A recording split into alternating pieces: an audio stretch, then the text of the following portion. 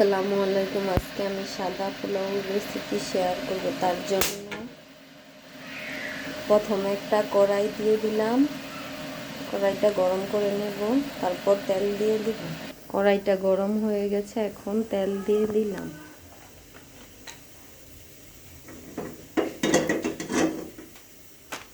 তেল গরম হয়ে গেছে, এবার দিয়ে দিয়েছি পেঁয়াজ কুচি। এখানে আমি 2 কাপ পোলাও চাল নিয়েছি, তার জন্য পরিমাণ মতো তেল আর পেঁয়াজ কুচি দিয়ে দিয়েছি।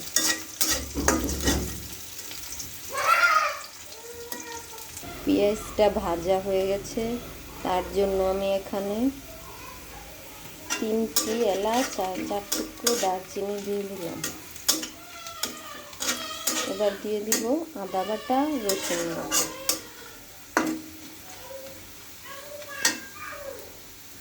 পেঁয়াজটা লাল হয়ে গেছে, এবার আমি আদা বাটা রসুন বাটা দিয়ে দিয়েছি, আর এই যে লবণ দিয়েছি। মশলাটা কষিয়ে নেব।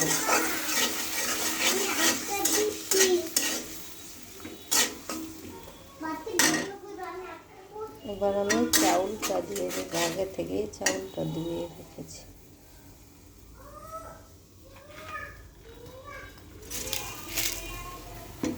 চাউলটা দিয়ে দেব। চাউল দিয়ে দিয়েছি, এবার একটু নেড়ে চেড়ে ভেজে গরম করে রাখা পানিটা দিয়ে দিলাম।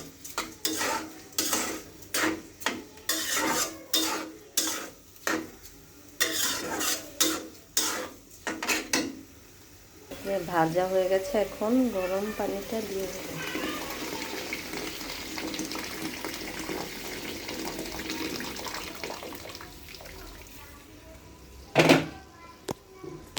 গরম পানিটা দিয়ে দিয়েছি,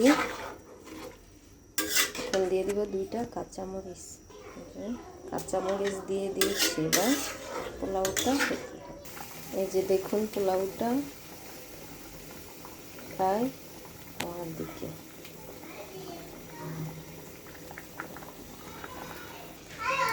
পোলাও প্রায় হওয়ার দিকে, এখন একটু ঘি দিয়ে দিচ্ছি।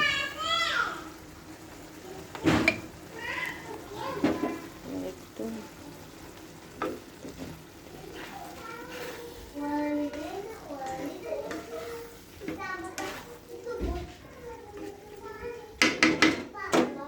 এবার আমি একটা ঢাকনা দিয়ে ঢেকে দেব।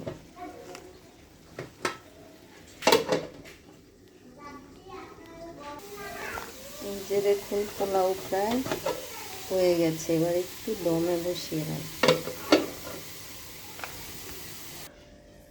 এই যে দেখুন, দমে বসানোর পরে পোলাওটা কত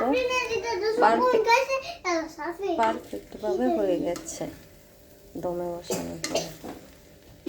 আচ্ছা, আজকে আমার সাদা পোলাও রেডি।